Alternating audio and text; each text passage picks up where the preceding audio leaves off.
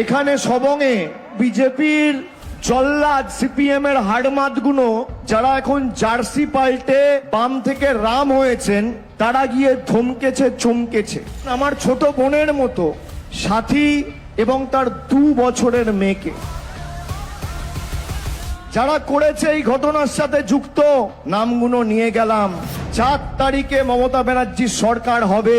এদের ঘাড় ধরে যদি সাথীর পায়ে আর তার 2 বছরের মেয়ের পায়ে ফেলে যদি আমরা এদেরকে দিয়ে ক্ষমা না চাওয়াতে পারি, আমি এক বাপের বেটা না, আমার নাম অভিষেক বন্দ্যোপাধ্যায় নয়।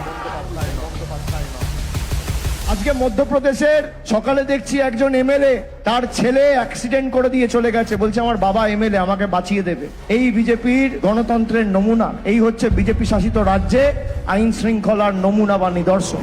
বাংলা আর যাই হোক, বাংলা ঝুঁকতে জানে না, বাংলা মাথা নত করতে জানে না।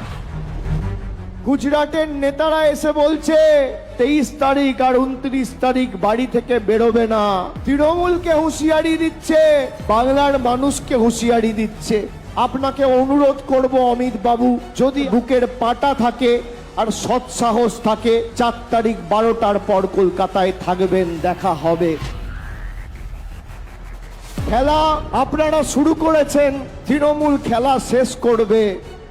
আদিম হিংস্র মানবিকতার আমি যদি কেউ হই, স্বজন হারানো শ্মশানে তোদের চিতা আমি তুলবই। আগামী দিন কড়ায় গন্ডায় জবাব হবে।